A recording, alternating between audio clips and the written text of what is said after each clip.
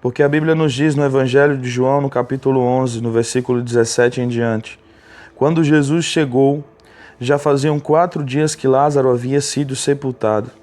Betânia ficava a menos de 3 quilômetros de Jerusalém, e muitas pessoas tinham vindo visitar Marta e Maria para as consolarem por causa da morte de seu irmão. Quando Marta soube que Jesus estava chegando, foi encontrar-se com ele, porém Maria ficou sentada em casa. Então Marta disse a Jesus: se o Senhor estivesse aqui, o meu irmão não teria morrido. Mas eu sei que mesmo assim, Deus lhe dará tudo o que o Senhor pedir a ele. O seu irmão vai ressuscitar, disse Jesus. Marta respondeu: eu sei que ele vai ressuscitar no último dia. Então Jesus afirmou: eu sou a ressurreição e a vida.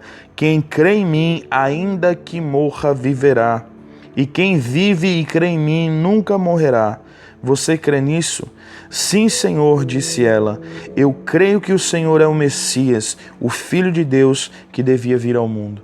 Percebam nesse texto, meus queridos, que Jesus, quando ele vai em direção a Betânia, os versículos anteriores ao 17, você vai perceber que Jesus ele já tinha o conhecimento da morte de Lázaro. Jesus já se encaminhou a Betânia conhecendo a morte de Lázaro, já sabendo o que havia acontecido com Lázaro. A mesma coisa de suas irmãs que estavam lá e presenciaram a sua morte, também já sabiam que Lázaro estava morto. Porém, havia uma diferença. Jesus sabia algo que Marta e Maria ainda não conheciam, que é a ressurreição de Lázaro. Jesus, no momento em que parte em direção a Betânia para visitar Lázaro, ele já sabia que ele mesmo ressuscitaria Lázaro. Porém, Marta e Maria desconheciam esse futuro. A realidade é que quando Marta sabe que Jesus está chegando, ela vai em direção a Jesus e em tom de queixa, em tom de reivindicação, de reclamação, perceba que ela se apresenta a Jesus e o texto nos deixa claro que ela não abraça, ela não beija, ela não faz nada antes de falar: se o Senhor estivesse aqui, o meu irmão não teria morrido. Ela se queixa a Jesus, é como se Marta estivesse dizendo: se o Senhor tivesse vindo antes, por que o Senhor demorou tanto? Se o Senhor estivesse vindo aqui antes, o meu irmão não teria morrido. Logo depois, ela ainda completa a sua fala e diz: mas eu sei, eu acredito que mesmo assim, Deus lhe dará tudo o que o Senhor pedir a ele.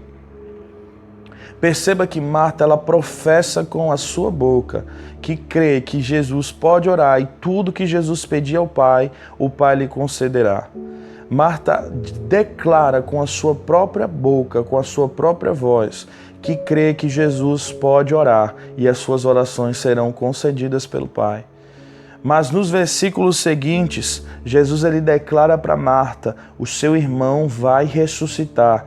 E ela nega a sua fala anterior quando ela diz: eu creio que ele ressuscitará no último dia. Perceba que Marta ela professa uma fé na sua primeira fala que ela não confirma na segunda. É a prova real. No momento em que é testada a sua fé, no momento em que é provada a sua fé, ela nega a sua fala anterior, quando ela disse: eu sei que tudo que o Senhor pedir lhe será concedido. Nesse momento Jesus diz: o seu irmão vai ressuscitar. Ela diz: eu sei que ele ressuscitará no último dia. Ela sequer questiona, ela sequer imagina, ela sequer se alegra com a notícia de que Lázaro poderia ser ressuscitado naquele momento. Mas não, ela nega a sua fala.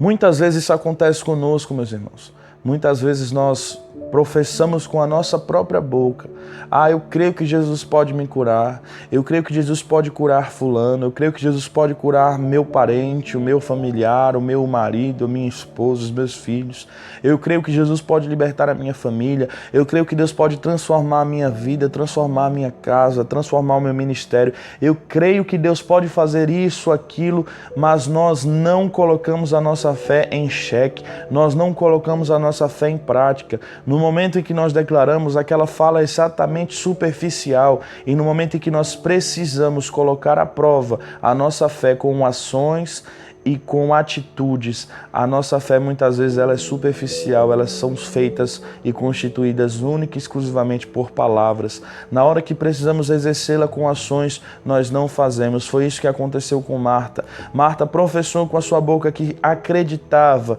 que sabia. Ela disse: eu sei que mesmo assim, ou seja, mesmo o Senhor não estando aqui antes, e mesmo Ele tendo morrido, mas eu sei que mesmo assim o Senhor poderá pedir e tudo que lhe for pedido lhe será concedido. Ela diz: mesmo assim Deus lhe dará tudo o que o Senhor pedir a Ele.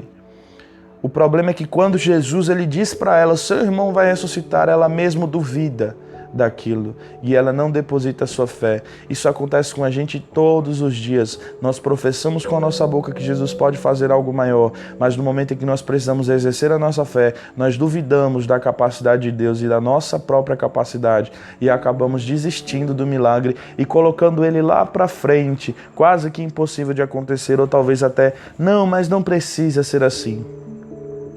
Interessante é que em meio a tudo isso, não altera a incredulidade de Marta, não altera que o milagre seja concedido, porque existia uma outra pessoa que chega diante de Jesus e se apresenta diante de Jesus totalmente diferente de Marta. Ela se apresenta diante de Jesus com o espírito quebrantado. Antes dela falar qualquer coisa, antes dela dizer qualquer coisa a Jesus, antes dela se colocar a queixa a Jesus, ela se apresenta e o adora. E depois que o adora, o adorando, ela diz: Senhor, se o Senhor estivesse aqui, o meu irmão não teria morrido. Diferente de quando foi Marta que disse: se o Senhor estivesse aqui, o meu irmão não teria morrido, num tom de quem: por que o Senhor demorou tanto? Maria se apresenta adorando a Jesus. E a entonação da sua frase, apesar de ter sido as mesmas palavras, a entonação, a conotação daquilo que ela fala tomou-se como: se o Senhor estivesse aqui, que pena que o Senhor não estava aqui.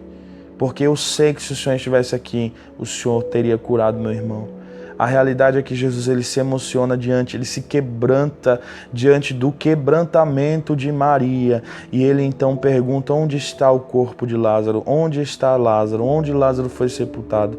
Me leve até lá, me leve até lá. E nesse momento Jesus chora, porque ele se emociona, ele se quebranta com o quebrantamento e com a dor que estava sendo expressa por todos aqueles.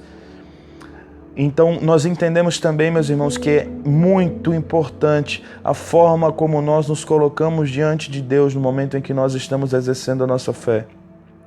Não apenas nos queixando porque algo aconteceu fora da nossa vontade, fora dos nossos planos, fora dos nossos projetos, mas nós não apenas devemos nos queixar diante de Deus, mas sim nos colocarmos em uma posição de adoradores, de quem está disposto a aceitar aquilo que vem de Deus da forma como vier e crer que Deus pode fazer infinitamente mais do que pedimos ou pensamos. A Bíblia nos diz lá no capítulo 5 do livro de Tiago, da carta de Tiago, que a boca, a língua, ela tem poder para dar vida e morte. As palavras que nós professamos, elas têm poder para dar vida e morte. Mas a própria carta de Tiago, ela vai dizer que a fé sem obras é uma fé morta.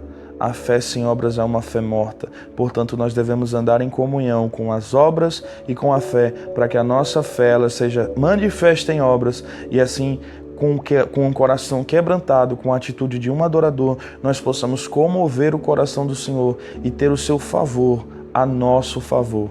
Que Deus abençoe você, receba essa palavra e que Deus te dê uma semana de paz, em nome de Jesus. Amém.